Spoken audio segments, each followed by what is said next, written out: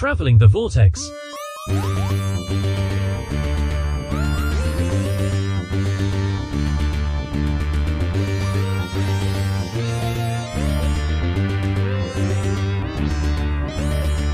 We've joined the Doctor as he travels the Vortex and arrive at episode of 588. I'm Keith. I'm Sean. I'm Glenn. How are you guys? Pretty good. Doing well. 3 solid weeks of Doctor Who that we've got to catch up on. Apologies, listener. It's gonna be a jam-packed episode. Yeah, apologies, listeners. We've been quite busy. It's that time of year. Of course, Doctor Who had to come back in the busiest time of year, so we haven't been able to get together to do our reviews, but we're going to try and catch up this week. This week we're doing... they went out of my head again. Yeah, okay. This week we're doing Dot and Bubble, Rogue, and The Legend of Ruby Sunday. Well, let's start with Dot and Bubble. The world of Fine Time seems happy and harmonious, but an awful terror is preying on the citizens. Can the Doctor and Ruby make them see the truth before it's too late? Bum, bum, bum. Yeah, this was a pretty good episode. Yeah, I liked it quite a bit. This was a heart-wrenching episode. The ending specifically. Yes, specifically the ending. Yeah. Which is pretty impressive considering, I would consider the rest of the episode kind of bubbly and light and fairly fluffy. Really? And then, for the most part, I mean, there's the exploration of the racism, but also social media and all of the other stuff. But the characters and everything just gives it this candy coating to it that if you want to look under the surface, you can see a lot of darker, deeper stuff. But at surface glance, it's there. But then it hits you and strips away that candy coating at the end and makes you confront it no matter what. Yeah, I mean, I suppose I can see where you're coming from. I sort of felt like, number one, I felt like it was pretty intense because despite the fact that this gal was treating the Doctor the way she was and being the way she was, this kind of stuck-up brat, I really kind of I felt for her because I thought it was pretty intense. She had this disability to to put it lightly, I suppose, because of the world she lives in. But I thought it was pretty intense every time she had to progress. I think it gets a little bit light when the one guy shows up and kind of the hero of the hour and is trying to get him out of there. So I think it gets a little light then, but then that takes a massive, turn at that point. And I guess you could argue, to your point, that's near the end as well, where it all kind of starts getting stripped away.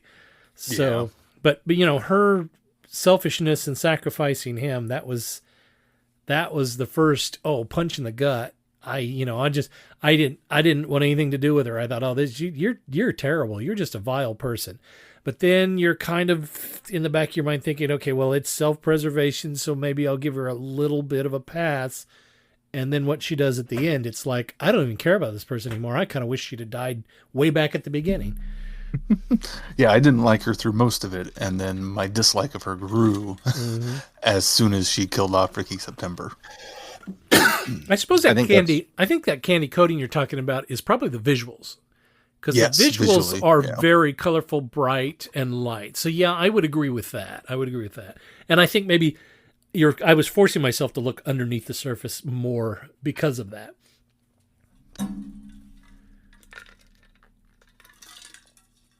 I did not.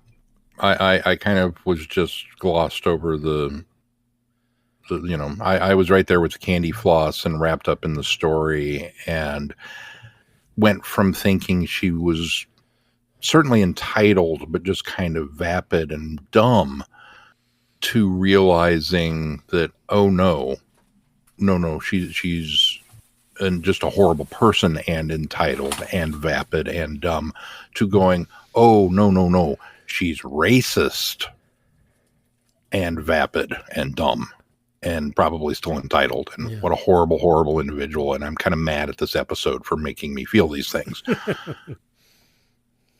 It was just heartbreaking at the end. Yeah. Just, his impassioned plea, let me save you.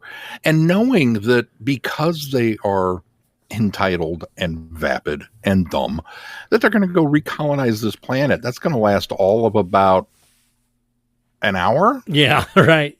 I mean, Go off really, and die immediately. That's just it. That's the real sadness of the thing is they refuse his help only to, drive off to their death. So, I mean, you couldn't walk across the room an hour ago. mm-hmm. And your first hug was a half an hour ago. Right. And yet you're going to go colonize a world. Yeah, good luck with that. Mm-hmm. And once again, I'm reminded that the Doctor is a much better person than I am. Yeah, because I wasn't all that upset. Because regardless of all of that, he was still willing to save him. Yeah. Mm-hmm. And I wasn't all that upset to know that they're not going to make it. Yeah.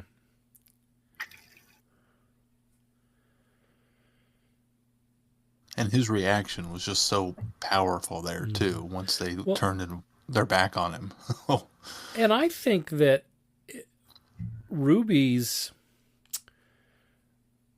reaction is a testament to her acting as well, because she very much has to let him,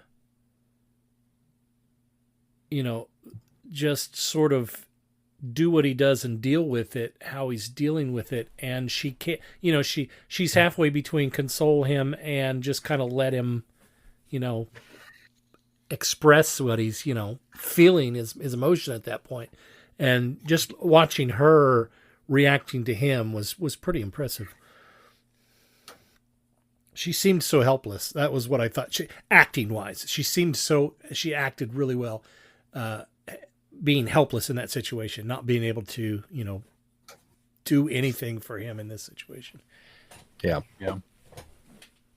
Especially considering she gets to kind of carry and be almost the Doctor through a lot of it, since right, she wouldn't accept the Doctor's help and Ruby had to step in and fill that gap. Right. It was an interesting way to do another Dr. Light episode that didn't feel as Dr. Light. Was this one intended to be Dr. Light? Because I didn't feel it was Dr. Light at all. Yeah, he wasn't available for filming, just like 73 Yards. So they had to basically what he did was in a day.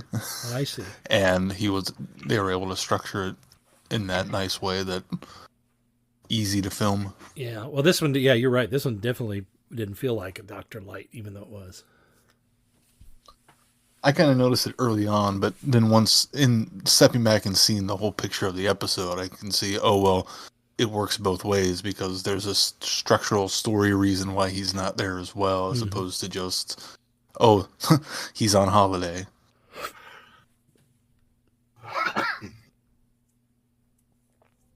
Well, you want to move along to Rogue? What did you guys think of the man traps? What are the man traps? The slug creatures that were... Is that what they were called? I missed that. That's what they called them in like the behind the scenes and stuff. Yeah, big rubber monsters. I thought they were fairly clever designed creatures. I mean, they look like giant slugs, but they were a bit different. They were effective as a danger, I suppose. Well, I like the fact that they were a means to an end. They weren't actually the bad guys for the episode. It was the fact that Dot turned against everybody, as I can't blame it.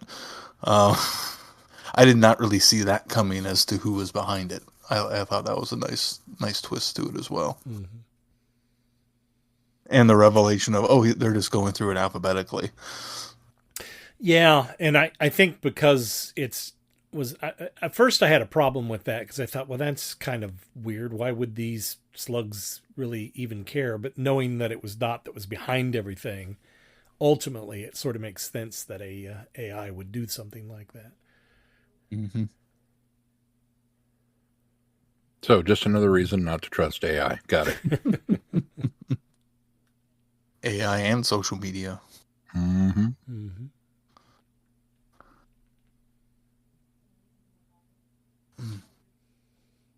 Okay, well, let's talk about Rogue.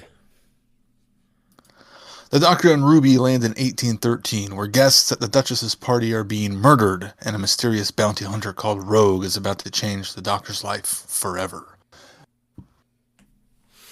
No, this one was awesome. Go ahead, Sean. Yeah, go ahead.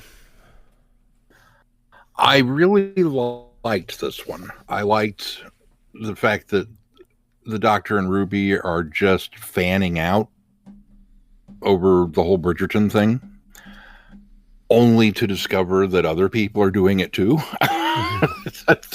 Oh, and they happen to be aliens and they're predators, and they're okay, cool. I mean, it opens with a very Doctor Who thing. You know, it's a historical thing, and then there's a lightning bolt and zap and a pile of skeletal bones. Okay, you had me at hello. This is a Doctor Who episode. Let's go with this. But as it went on, and Jonathan Groff, who I love Jonathan Groff. I think he's fantastic. And he just played Rogue with this pitch perfect balance of slight menace and interesting fun. Reminded me a lot of River Song. And I'm not surprised that, you know, a romance was inspired and carried through on this, because it just, like, you know, the Doctor apparently has a type. You know? I didn't feel anything was forced, which I have seen many people comment online that, they just did it for this. I don't think so. I think it felt very, very natural and organic to the episode.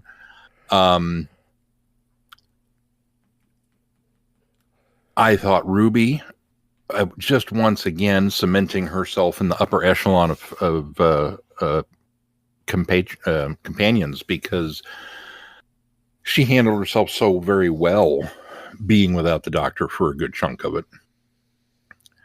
to the fact where she kind of outsmarted him. Yeah. And when we got to that point, I kind of kept waiting for the shoe to drop, because the Doctor's just like, I can't do it. I can't do it. I can't do it. And it's like, well, obviously it's not, because if Ruby had been taken over by this thing and turned into a dusty skeleton off camera, that would really kind of suck for all of us. So I don't think that's what's going to happen here. Mm-hmm. But yeah, and then Rogue sacrifice there at the end, and come find me, and you mentioned Ruby kind of feeling helpless and not knowing what to do for the Doctor in the previous episode. Same here, yeah. And the same here, to the point where it's just, come here and give him a hug. Right. Because sometimes that's what you can do. Mm-hmm. And yeah, I loved it. I loved everything about it. I was pretty much meh on it for the most part. I thought the trappings of it were kind of, oh well. Where it shines is the Doctor and Rogue. Anytime that they were together, anytime that they were developing those characters, that was great. I loved the performances of both of those guys. I loved the story between them. I loved the romance. I loved all of that. But everything around it seemed very weak to me. I thought the Bridgerton thing was a bit cliche. I mean, just that's what's popular now. So it was just one of those things. Yeah, I mean, the cleverness of, they're, fanning over it, and of course, so is actually referencing the fact that it's Bridgerton, right? And they're fanning over it, and like you said, somebody else is too. I absolutely thought the villains were uninspired. I don't know why we had to have bird people. They could have been anything.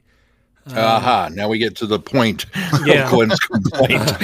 Well, I mean, they were just... Here's the crux of the argument. Well, and they were it's an anthropomorphized bird. They were very two-dimensional, too. There wasn't much to them. I mean, they're just... They take over bodies for this want of drama. It was just, okay. So that was kind of lame too. But and then my other problem with it was the end. I didn't seem like if he could push her out of it, it seemed like the sacrifice was a little bit not empty. I'm glad that he went through with that. I loved that he was doing to do that for her and for the doctor.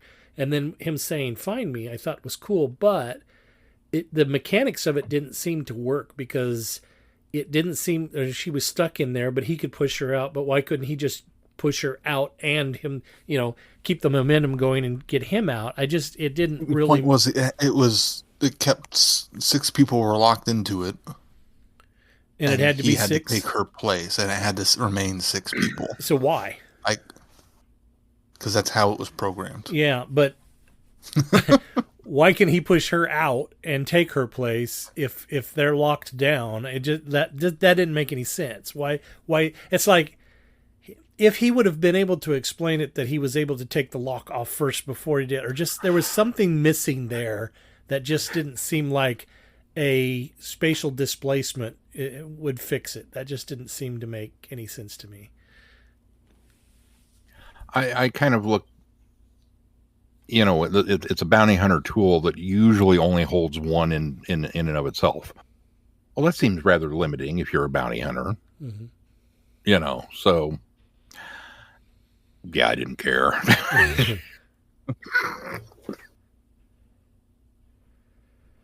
I I I kind of like the setting of it, the Bridgerton aspect of it, even though they kept referencing it. It didn't. It felt like oh, this is popular, so let's set it in this era. But I was okay with it because it's not like Doctor Who is shied away from No, absolutely period not. pieces in the past. No. So Or even doing meta commentary on recent events, yeah. recent So media. that part I was okay with and kind of enjoyed. The villains I thought were, while one dimensional, entertaining at the very minimum. Rogue, I kept going back and forth on. I like the idea of the character, but I felt like he was such. He was almost too much of an opposite from the Doctor. He felt like he was so dour most of the time that it didn't seem like when the Doctor was having fun, like Rogue was having fun. It almost didn't feel like there was enough of a match for me. But I Opposites don't. attract. It's true. I mean, opposites do. So, and I think that's what they were kind of going for, and not having, this Doctor and Captain Jack Harkness being a couple. That would just be probably too much. And it felt like they were trying to do kind of the opposite Captain Jack. Jonathan Groff is such a charming guy and an actor that I would like to have seen a little bit more of that charm come through, as opposed to being so somber the whole time and so serious. I don't know. I bought the relationship though, so that's why I'm torn about it. And Ruby throughout it was absolutely great, from telling off the one guy and the Duchess really being intrigued by that even before she was taken over by the bird person, to her friendship with the young lady who ends up being a bird person and being able to defend herself, and Mm-hmm. the callback to the earrings giving combat was was a nice explanation of how she could do some of that too. So Right. it almost felt like Ruby was Combat a little mode. underused. Yeah, combat mode. They spent so much time on the Doctor and Rogue that it felt like Ruby was a little underused, but what she was used for, I thought, was used well. Yeah, see, I think that's why I didn't care so much about the Ruby role in this. I thought she did fine, but I really kind of felt like she was Backburnered. yeah, she was backburnered for this, which is okay. I mean, they needed to focus on that relationship, but nothing really stood out to me other than the coolness of the combat mode and how she came in and had the neck twitch like they do. Yeah. She was really digging in deep into that character. The fact that she was able to pick up on that and Mm-hmm. see that characteristic, was a nice. Speaks to her character of her travels with the Doctors, that she's paying attention to those fine details. Yeah. So can we talk about the huge Easter egg What Easter egg is that, Glenn? that I don't have to write a Shulka Doctor story anymore because I think this one fixed it because I don't think the Shulka Doctor is an alternate Ninth Doctor. I think the Shulka Doctor is prior to Hartnell. I think Shulka Doctor is one of those mysterious The timeless doctors child. we don't know about. Yeah. And I think that works really well. He's either a Or he's a future incarnation. or it works in with the by generation that there are two Ninth Doctors. Well, yeah, I the bi-generation thing. I think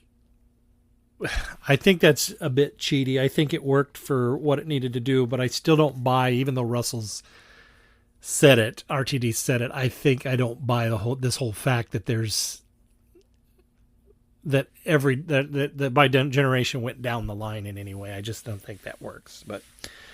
But you also don't care for the timeless child storyline, so.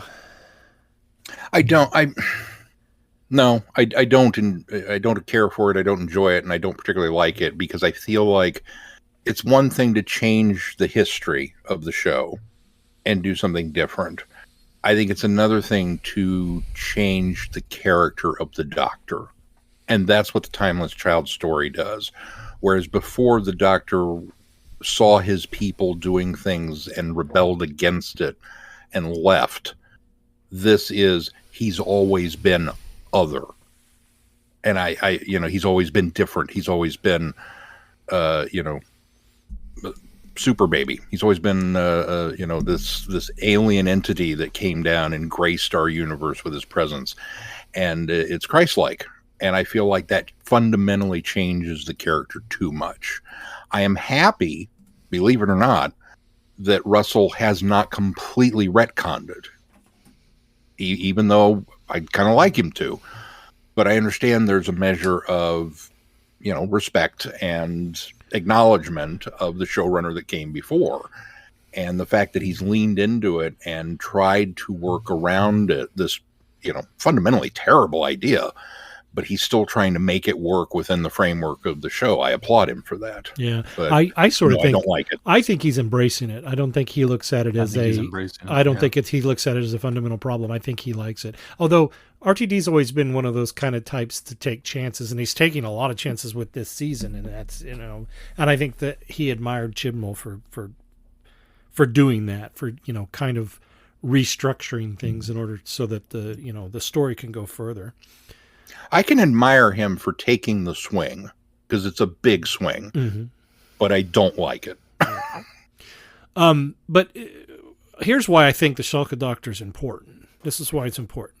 Because the Shulka Doctor was supposed to be the de facto Ninth Doctor. We all know that. When they decided to carry the Doctor on in a web series, and then the plan was kind of squashed by RTD when he convinced the BBC to bring back the show to TV. So to me, this is RTD not only recognizing but legitimizing the work that was done by the cast and crew of that webisode, and together at the same time putting what was once overlooked by a lot of fans squarely in the continuity of canon. And I think that's what makes this inclusion very, very important. Yeah, I just don't know that I can certainly set it before Hartnell, but that doesn't explain the Master's role in it. That he's a robot version. Not that they technically explained why he was a robot version of the Master anyway. Well, I think they did, but not in that particular story. Didn't they do it in that vampiric story, that short story that came out in Doctor Who magazine? I think that explored it a little bit more, or at least gave a little bit more of a dropped line on the background of that. I can't remember for sure. It's been so long. That was way back in the day. We reviewed that. I don't remember. Yeah, I thought we were. I'd have to go back and look it up.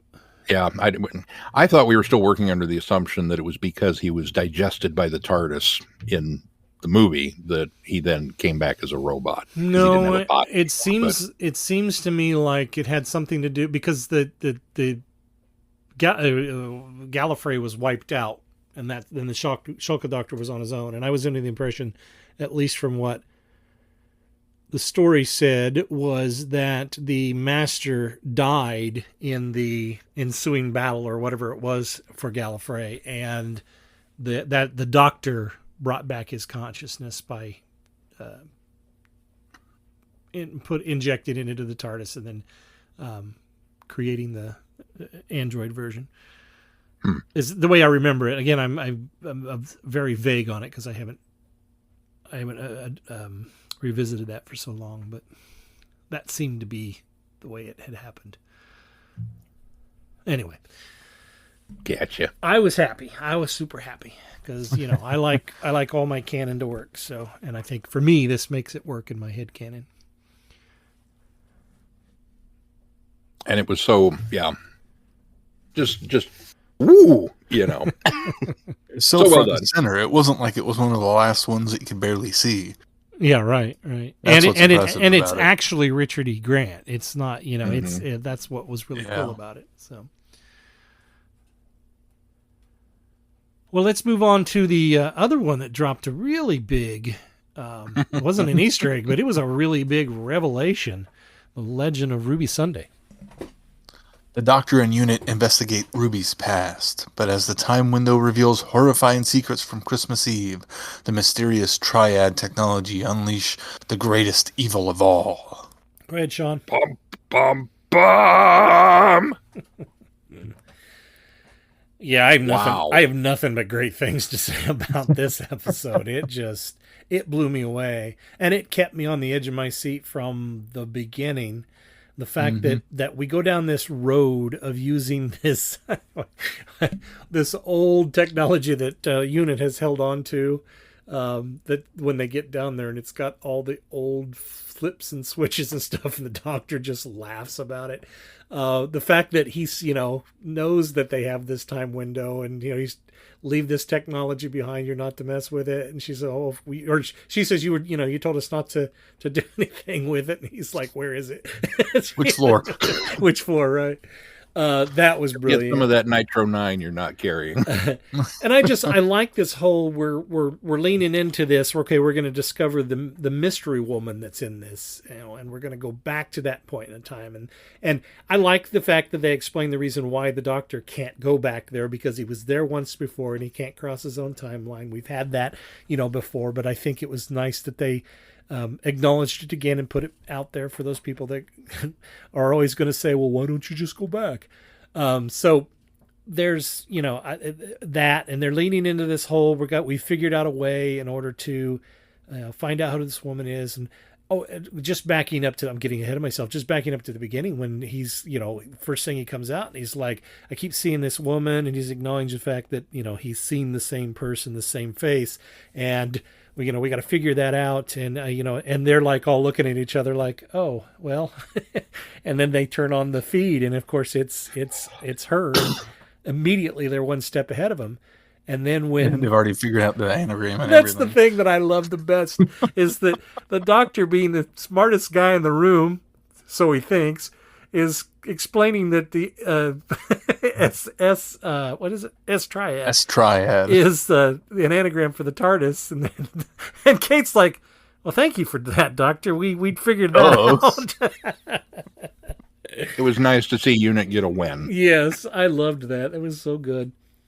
But again, leading into that, and then the craziness, leading into the exploration Yeah. of it potentially being Susan. Right. Oh, yeah, and that's another thing that I think that has been this sort of red herring this whole time. That's the other thing that, and I'll probably talk to this a little bit more when we get to the big revelation as well, but I really went into this series, especially when we did this by generation, and we kind of split off from the series, and we renumbered the series number, episode 1, season 1, episode 1. And I kind of thought, oh, is this Russell T. Davies trying to take this in a direction that kind of soft reboots the whole thing? But he's really been leaning heavily into the lore of Doctor Who, and I really absolutely love that. Yeah, it makes me wonder why they bothered trying to do the renumbering. Well, I think that was a Disney thing. It must be. I It think really Disney must solely be. wanted that, but they had no idea what his intentions were. So I think he Or the just, connections he was going to yeah, make. exactly. And so I just think he thought, well, yeah, we can absolutely, if that's a if that's a requirement for the money, yeah, we can renumber them.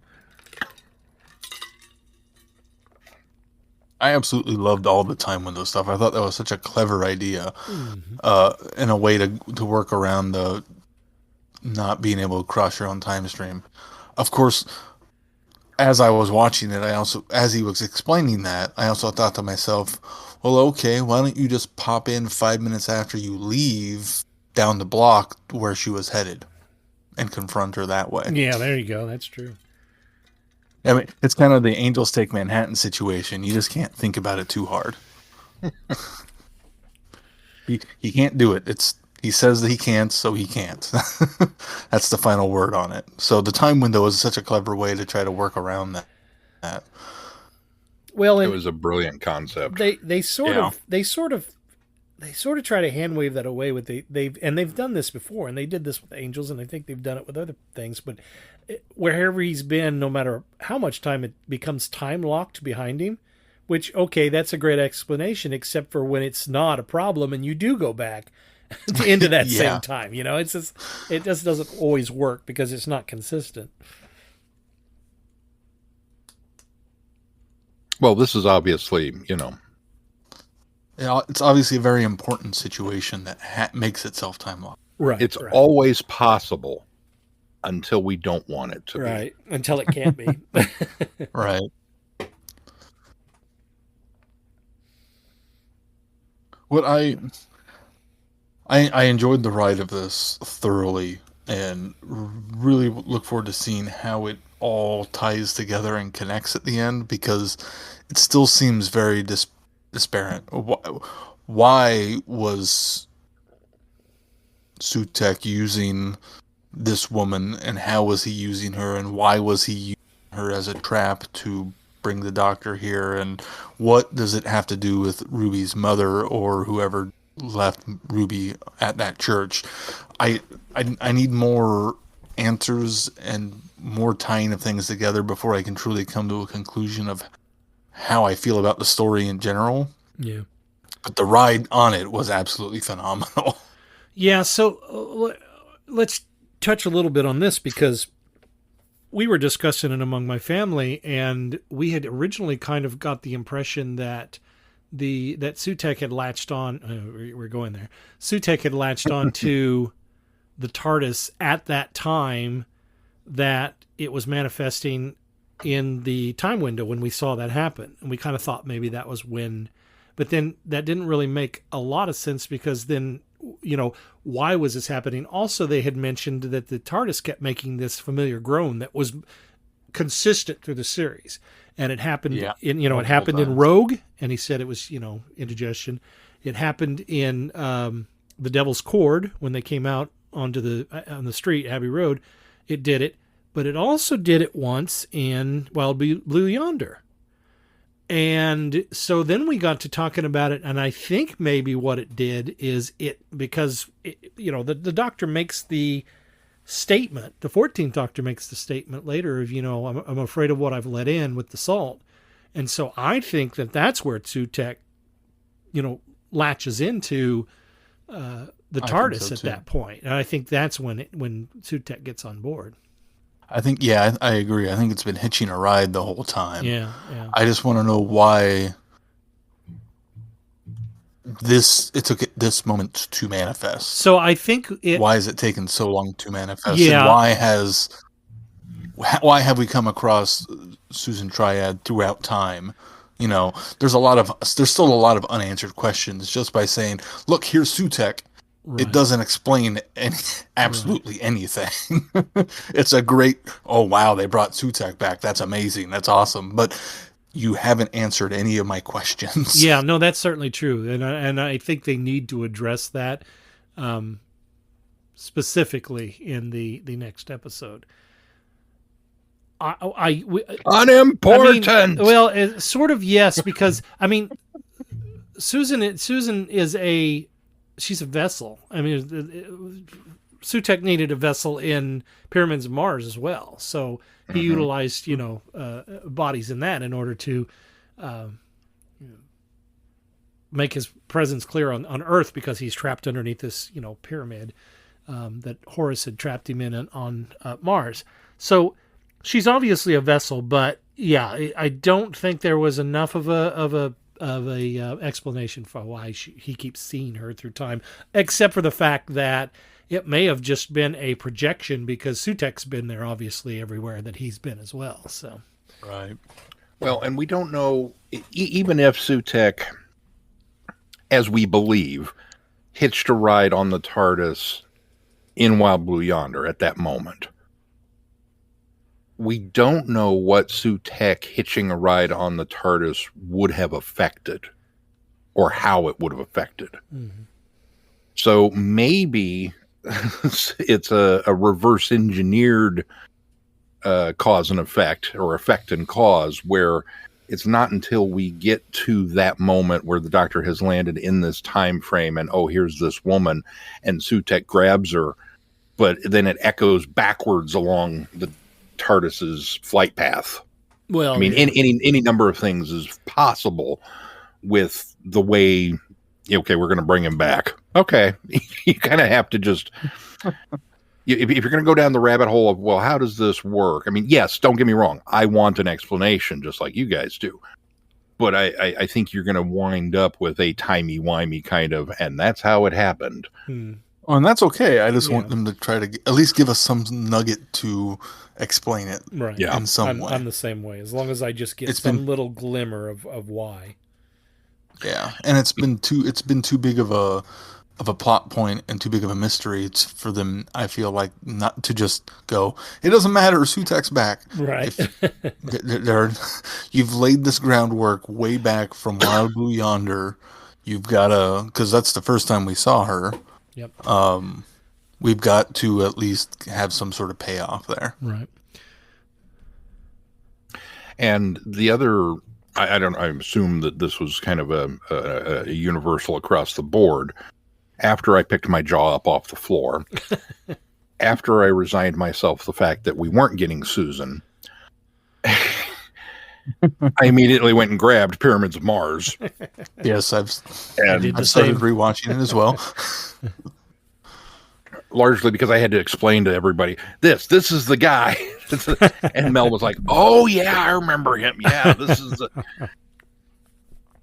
So I thought what was crazy was when it was Harriet Arbinger. I should have seen that coming. Another Harbinger. Yeah. Yep. When she starts announcing the arrival, and the anagram is doing the thing. And even before they got to the Sue and Tech, it clicked for me just moments before, and I jumped to the edge of my seat and I said, oh my God, it's Sutek. And everybody's looking at me like, what? And then of course it does the little Sutek thing. And I was like, oh wow, they went there. That's incredible. And I was the same way. My jaw was on the floor. Talk about an M. Night Shyamalan twist. So you could not have remotely seen this one coming. So Keith, you're watching Pyramids.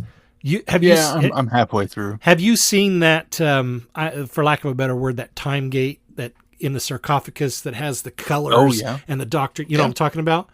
Yeah. Do you guys remember the very beginning of the season, one of the very first posters we had of the Doctor, the 15th Doctor? And it's that swirly colors in the background. Oh, it is. You think that's been a hint all along? Wow, that's... Russell's You been are playing. so totally right. Russell's been playing the long game. Yeah.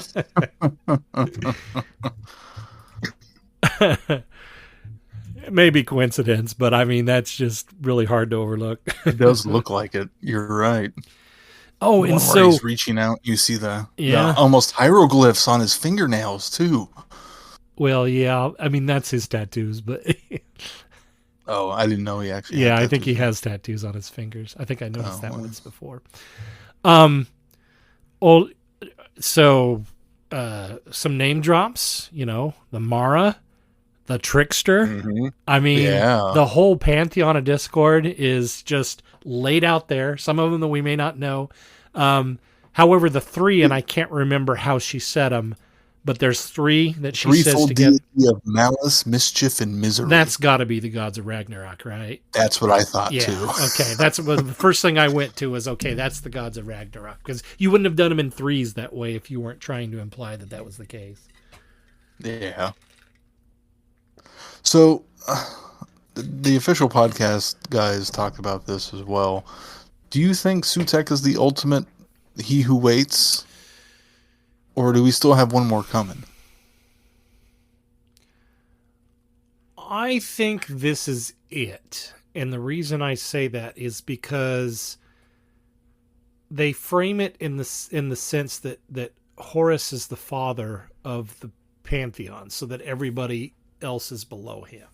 That means it's him, the god of death, and then below him are all of the ones that she names off. And so I don't know that there could be a higher than that. It would blow me away if it was.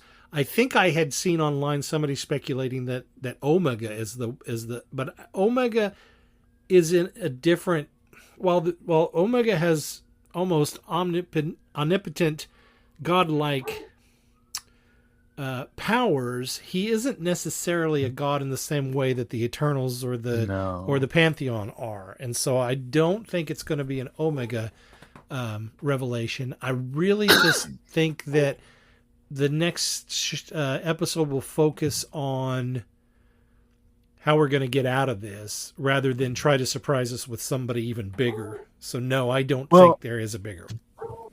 I had the thought too of, I wonder if it's bigger, but at the same time I wondered if it wasn't going to be a next season bigger.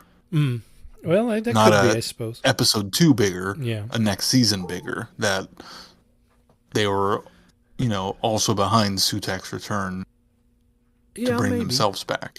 Maybe. I don't know. It depends on how much they resolve in the next episode. Yeah, I don't know that I'm there yet, because I think that I think everything has been leading up to that moment in Legend of Ruby Sunday. The other thing that has to be, that we don't know about, is Mrs. Flood. I mean, she was being very, suspicious there when she was watching Cherry Sunday. And so she obviously knew something was happening. Right. She knew he was coming. She said, but I also think I think that also is a red herring. She broke the fourth wall in the first 15th Doctor story. She, told, or she says, "What, have you never seen a TARDIS?" I mean, so there's something about here, but I think it's going to be a switcheroo. I don't think that she's necessarily in league. I think that they're going to turn it around, and she's actually going to be a good guy. I think she's going to be part of the solution. Yeah. And I've seen it, said that maybe she is Ruby's mom. I don't know if that's going to be the case, but if she is powerful, then that would mean that that's a reason why Ruby exhibits these, very lightweight powers that she has that haven't been explained yet. But like making it snow, I guess, is really her power. Yeah. There's a bit of weight, I think, given to the idea that the Sutek is the one who waits. When you go back and watch Pyramids of Mars, and they talk about the length of time that he's been imprisoned in the Eye of Horus, waiting to get free. And then once he escapes and gets into the time tunnel, the Doctor's solution is to move the event horizon essentially forward so that he never reaches the end of it. Right. So he's still waiting to get free.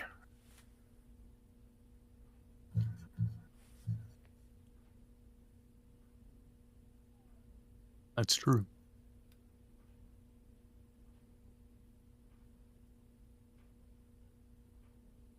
It was so good to go back and watch that episode again anyway. Yeah, oh, absolutely. I enjoyed it so much. Now, you said that, this immediately gives you the idea that, okay, I know which Tales of the TARDIS is coming. Mm-hmm. Yep. But they've confirmed that now. Oh, they have confirmed it. Yeah. They have officially confirmed it. Right. Dropping tomorrow, 6:20. They will UK time. will be the Doctor and Ruby in Tales of the TARDIS with Pyramids of Mars. Yep.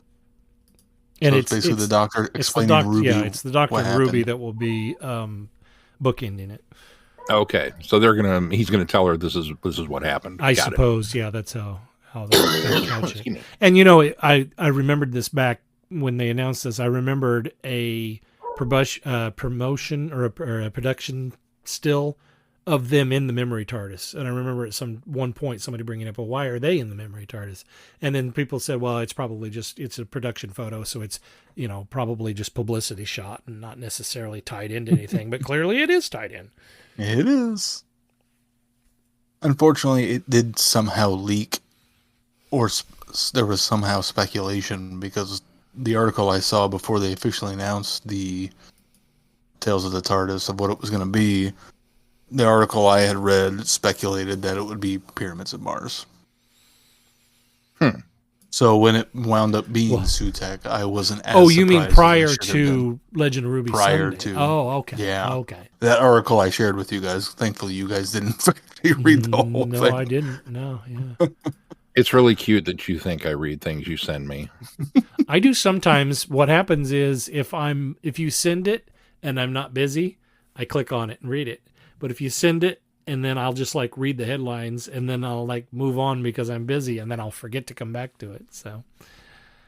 Well, and had my message sent like I had intended, you wouldn't have needed to, because you would have gotten the essence of what I was trying to say without potentially spoiling anything. Right.